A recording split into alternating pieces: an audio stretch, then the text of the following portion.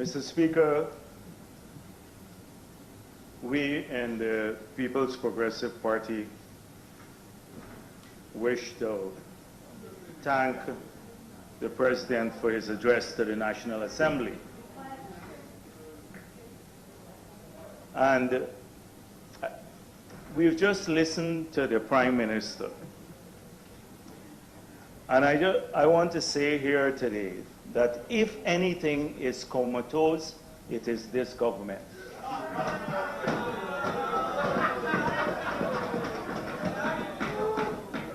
Mr. Speaker,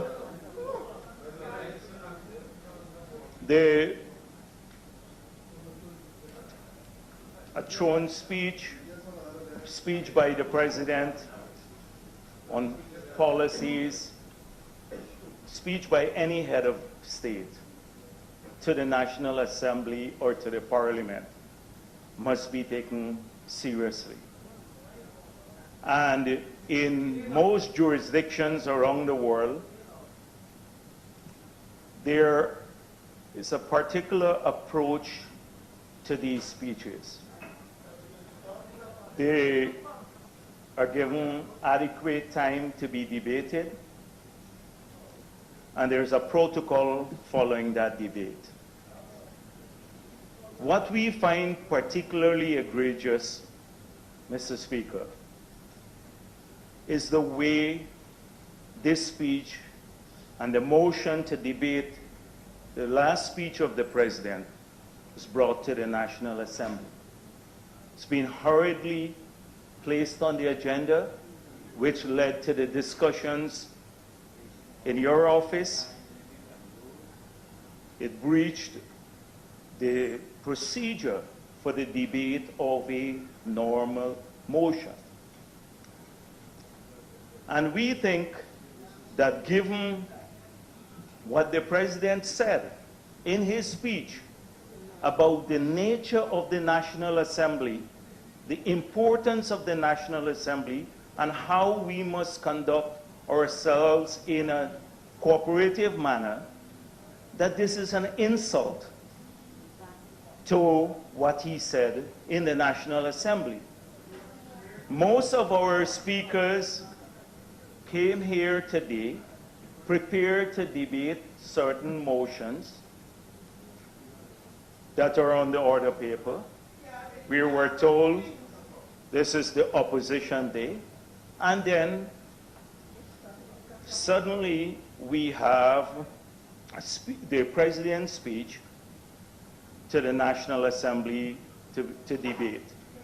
I'm sure that most of the speakers on our side, we will participate in the debate, but they have not prepared themselves in a manner that befits the full-fledged debate on the policies that the President announced. And so, Mr. Speaker, we heard from the Prime Minister that, in fact, Mr. Speaker, I was not sure which one of the President's speeches to the National Assembly we were debating, although the motion said we are to debate the speech delivered on the 13th of October 2016. I heard references to all the speeches that were made by the President to this chamber. We have had, the Prime Minister rightfully pointed out that there are 6 such speeches, and speeches by themselves to the National Assembly, not a sign of a functioning democracy. It's not the barometer of a functioning democracy. How many times you address the National Assembly does not really matter. The content of what you say in the speech matters. In fact, Mr. Speaker, I see it as an imposition on the National Assembly that in such a short period, this has become a routine what is reserved for sparing occasions, there must be some weight, some gravity behind the address of a head of state to the National Assembly. Not every time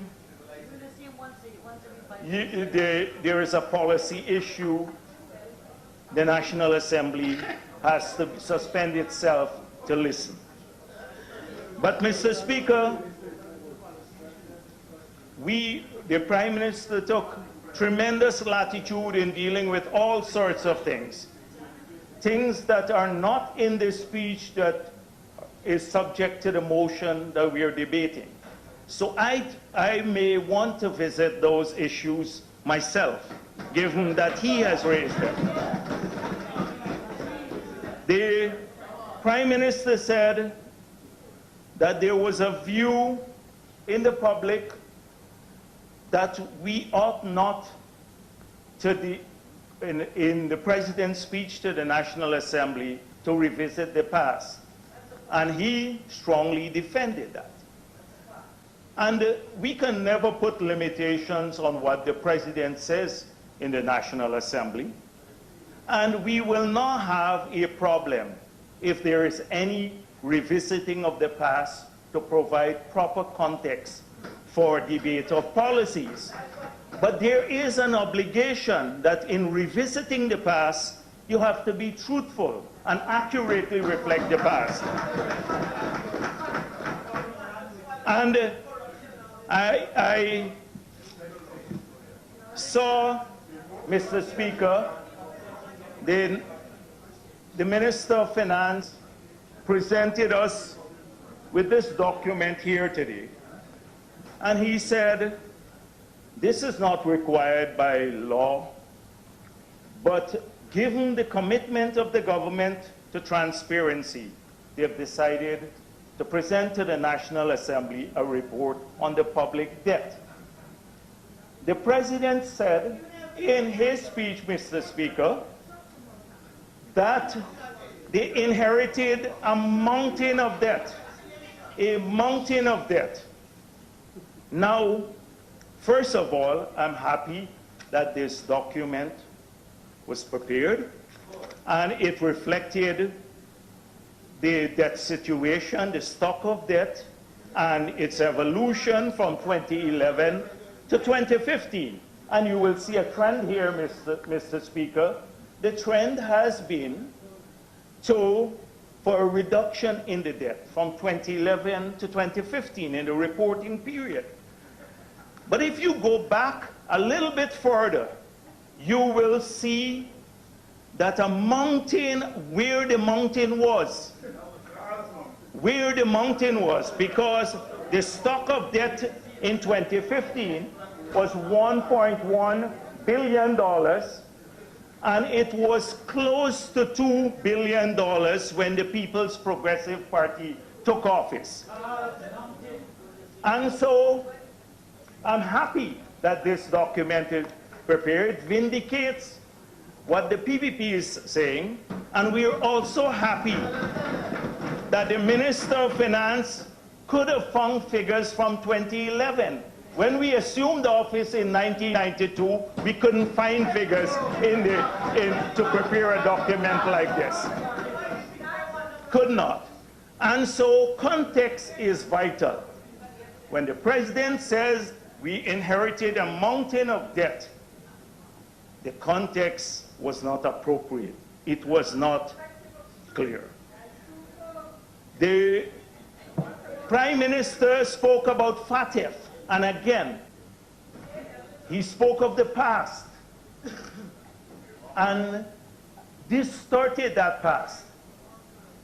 The Prime Minister refused to say to the National Assembly and to this nation that twice the People's Progressive Party came to the National Assembly with proposals that would have ensured that we were never placed on that list, on the review. And twice, in a partisan manner, those who are now in government, then in opposition with the majority here, rejected those amendments in a move that was anti-national, that put this country at risk. He left out that. So they took the glory for the restoration of the situation. They took the glory and did not say that the contributory cause, in fact, the primary cause for us being on that list was the action of those who were in opposition at that time. Mr. Speaker, I'm glad that the Prime Minister again mentioned sovereignty. And the question of territorial integrity and sovereignty, I think, is a question where in Guyana, where there probably are few public differences between the government and the opposition. But we do have views. And in 5 of those occasions, this is the 6th one when the President addressed the National Assembly, we were hoping to express those views here in this democracy, the new democracy that the Prime Minister has provided for us. But the government did not present an opportunity for us to share our views on those speeches. So we do have strong views. We have strong views about approaches, not about the sovereignty of the country and about our territorial integrity, but about how best we safeguard this country. And we in the People's Progressive Party, we've been in office for 23 years. And we have ensured in those 23 years that our borders remain safe, that we, in fact, after a long period historically, we've had a maritime boundary settled because of actions that we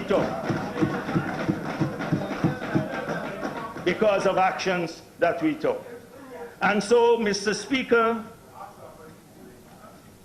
again, the Prime Minister spoke about the address that the President made here to the National Assembly on the 50th anniversary.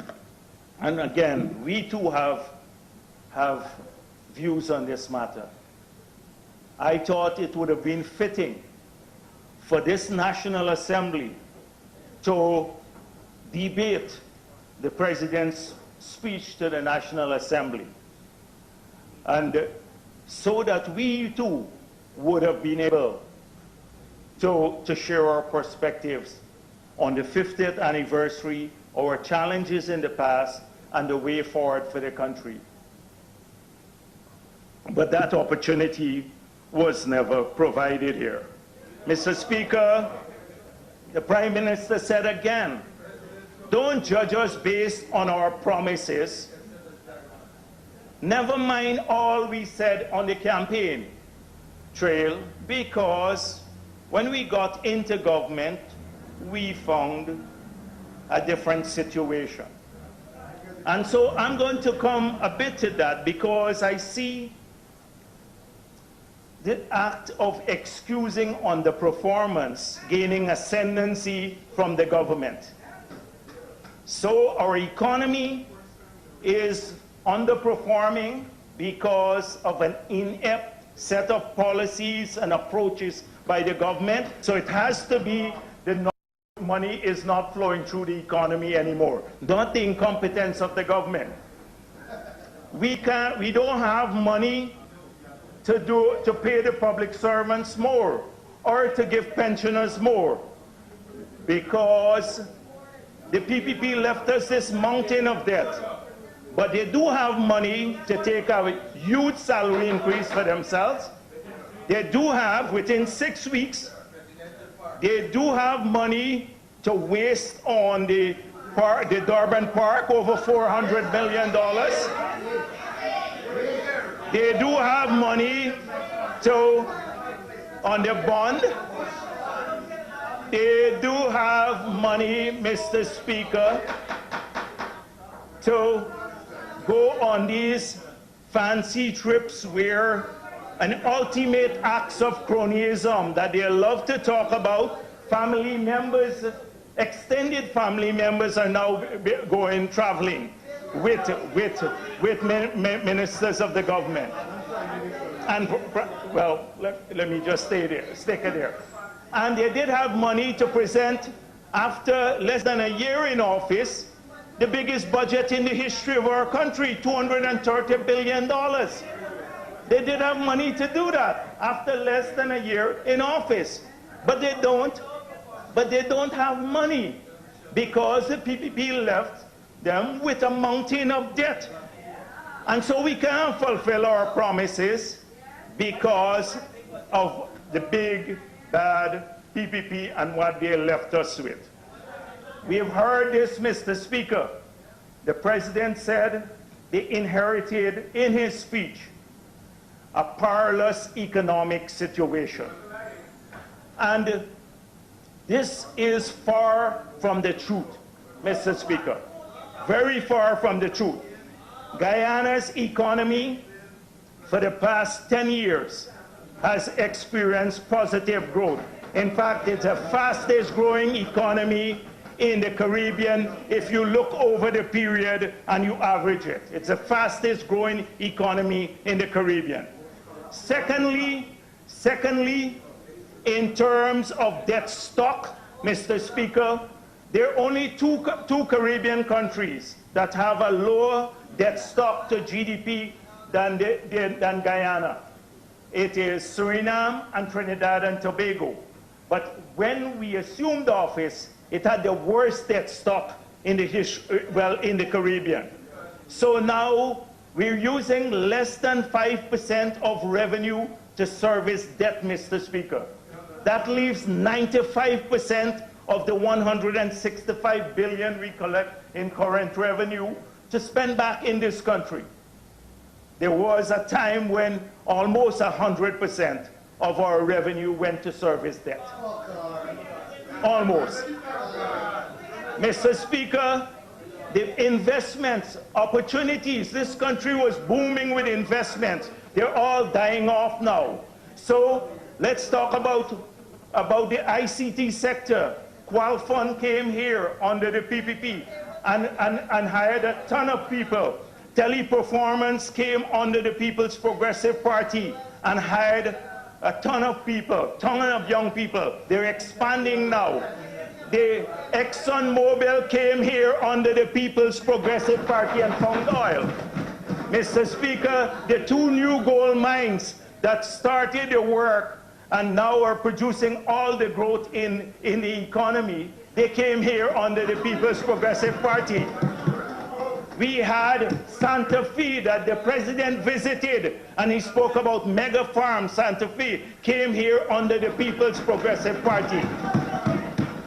This government has not attracted a single large-scale investment of any worth, despite tons of trips, promotion trips abroad. The perilous did not inherit a perilous economy, inherited a thriving economy, a thriving economy.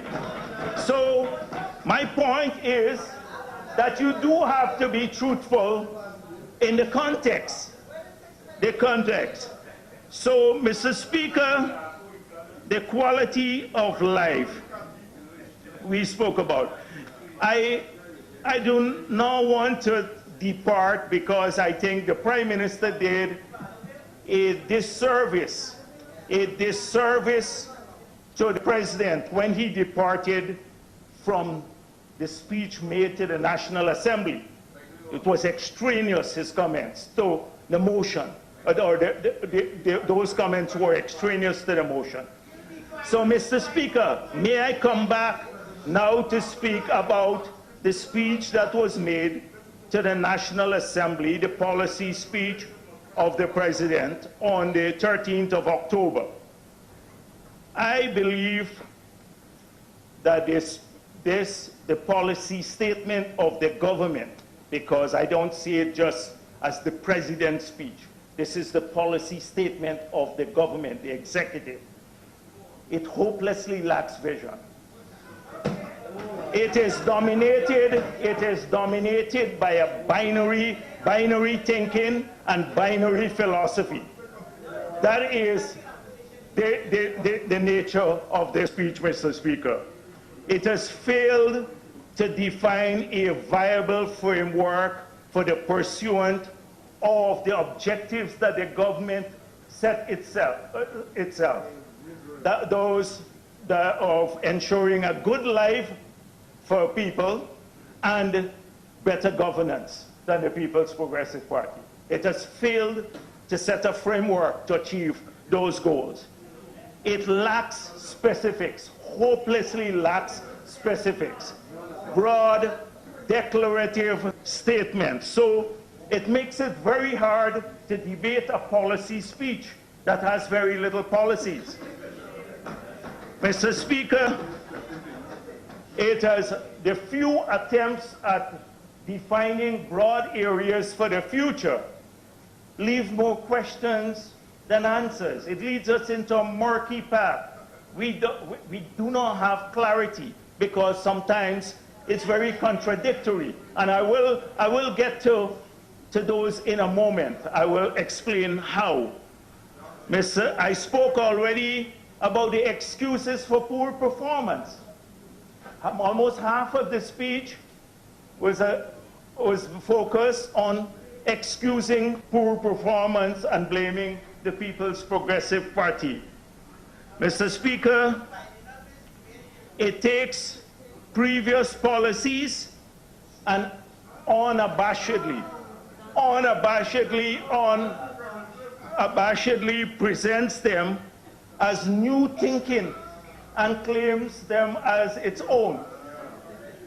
It does this in an Carl, Honorable Prime Minister, Vice President, there is nothing wrong with continuity. There's nothing wrong with adopting policies that were practiced in the past.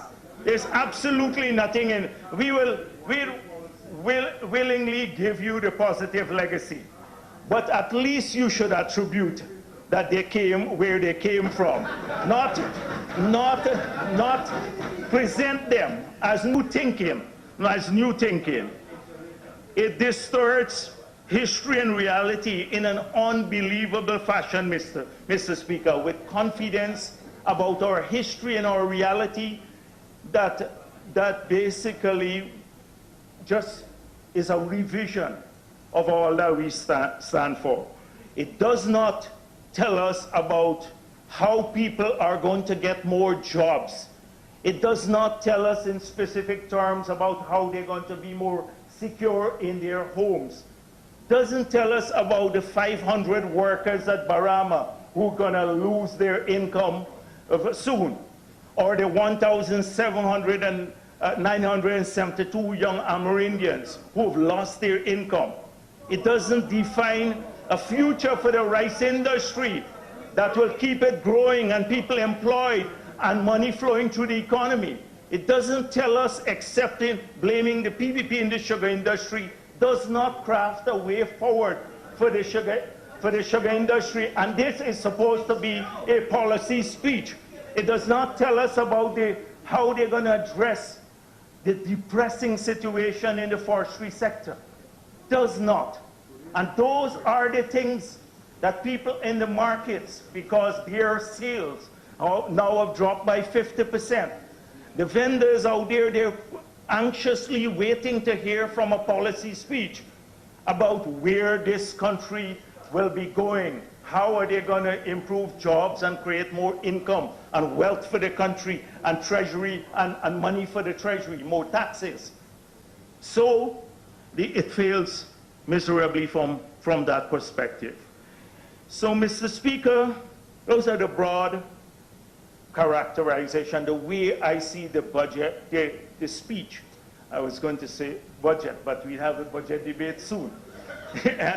And these are the broad.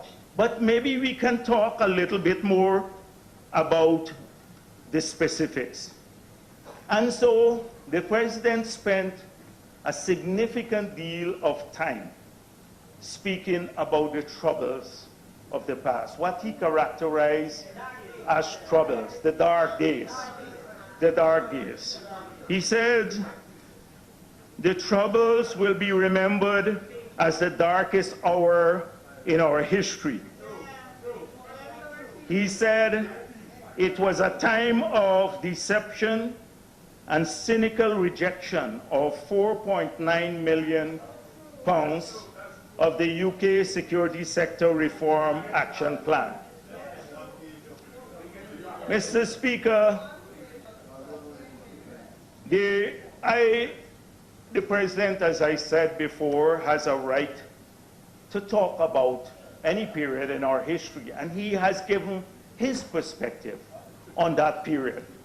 But there are other views on that period that he defined as the period of the Troubles. And maybe we should talk a bit about the other views. So let's get a view from someone who is not from the People's Progressive Party, who is, in fact, he was a leading member of one of the parties in government. And Mr. Speaker, he wrote in his book, The Morning After, this book here, which I can submit later for the Hansard. On page 65, he said the following, and I'm just going to read, by Mr. U.C. Quayana, The Morning After. And here is another view of the period, the Troubles, and who were the source of the Troubles, who were the contributory cause of the Troubles. And we are talking here about the senseless killings of large numbers of Guyanese, policemen, ordinary people, babies, a whole range of people. This was done under the guise of revolution. And so he said here, Mr. Speaker, on page 65, when Mr. Hoyt went to Buxton publicly on October 10, 2002, the purpose of the visit was to reassure the gunmen and their supporters that not all the well-known African Guyanese of the country were opposed to them. The most prominent of them was selected for the job. He was hailed by his stronghold constituents. In his speech, he did three remarkable things. One, he denounced those who were writing long letters against the actions of the gunmen, even though the writers could not find Buxton on the map. Two, he attacked those who claimed that Buxton had become an encampment for the escaped prisoners and criminal suspects. And three, he expressed the full solidarity of the People's National Congress with the struggle being waged by the fighters. This, Mr. Speaker, if this is not an indictment, when a former president, the leader of a party, goes to Buxton and makes this speech, and he claims the gunmen, because I can go on and read more. He says, Buxton Friendship is not harboring the prisoners, but they were there. The police said so. Felix said so. Felix knew that. And Mr. Speaker, there is another view of who was the source of the trouble. Which party was the source of the troubles that led to the slaughter of many, many Guyanese? So all I'm saying, that there was one view we heard on the 13th of October here in this National Assembly, but there are many other views. And I would tell you that APNU or PNC, Mr. Speaker, does not come out well in the review by many others. In fact, they were a contributory cause for the trouble. And we've heard about a mother of all inquiry because the government has a serious proclivity to doing inquiries. So we should do the mother of all inquiries and then examine the role of individuals in that period. Mr. Speaker, in this period when he spoke about the demoralization, in much of that period, two members who were former chiefs of staff are now with APNU. They were heading the army in much of the period of the trouble, and one was our dear friend. He's sleeping. I think he finds me boring. But the Honorable Member Winston Felix was also the head of the police. If there was any, yes, exactly. And if there was any doubt about involvement, maybe we should really do that mother of all inquiry. Mr. Speaker, I come to the second part of what was said. It was a time of deception and cynical rejection of the 4.9 million pounds. I have here with me a speech written, published in the Stabroek News on December 1st, 2009. In fact, it is in the Guyana, it was in Guyana Review too. This speech was by no other than President David Granger, this article. And he said here, the administration, speaking in 2009, the 1st of December 2009, he said that the administration also initiated various consultative measures. Speaking about our administration, the People's Progressive Party administration. The administration also initiated various consultative measures, including establishing the steering committee of the National Consultation on Crime, the Border National Security Committee, and the Disciplined Forces Committee and Commission to seek solutions to the unfolding national security crisis. The administration then approached the British government for security assistance. President Jagdeo visited London in May 2002 and personally met with the Commissioner of the Metropolitan Police to seek support for his counter-crime campaign. The following year, 2003, a UK advisory defense team visited the country and produced a report on ways in which the capability of the police force could be enhanced. The next year, in October 2004, another defense advisory team visited, as did a group of instructors to train members of the police force's tactical service unit to become the core of a special weapons and tactics strike force. So British people came here to train them. The next year, an 8-member team of officials from the Scottish Police Service and the English Police Service came to study the functioning of the police force. A security sector defense advisory team visited and issued another report in November 2001. And then on the following page, he says, just 2 lines, for most of the past 7 years, the Guyana government has been receiving British government assistance to reform the security sector and support the improvement of the police force's capability. Here we have the current president saying we took serious measures to address, including seeking external help, to address the crime situation. But what went wrong? If we were working with the British all along, what went wrong with this particular project that was cancelled? What went wrong? There were 2 reasons, Mr. Speaker. The first is we believe that the ownership had to do with ownership. The British suggested a structure that would have led to grave problems with domestic ownership of this program. And we had a major problem. And I know in this mood now to sell out the whole interest of the country and farm things out, Mr. Speaker, we're replacing Guyanese management at GPL with a team that we're paying $8 billion, 14 people from abroad to take over that.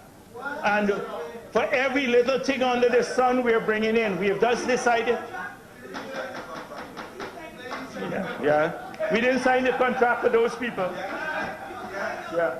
And we're replacing Guyanese management there. Honourable Member, you will be speaking for 35 minutes and 31 seconds. Yes, Mr. Speaker. You will have to. Yeah, sure. Mr. Speaker, another convention, maybe I looked it up too, is that in speeches where you respond to the head of state, I saw that in other parliaments there are no limitations on the leader of the opposition. But it's up to your ruling, Mr. Speaker. Anyhow, so, Mr. Speaker, I remember you have exceeded the 30 minutes which you are pledged. I draw to your attention where you are in that regard. Okay, right. Thank you, Mr. Speaker. And because we rarely get a chance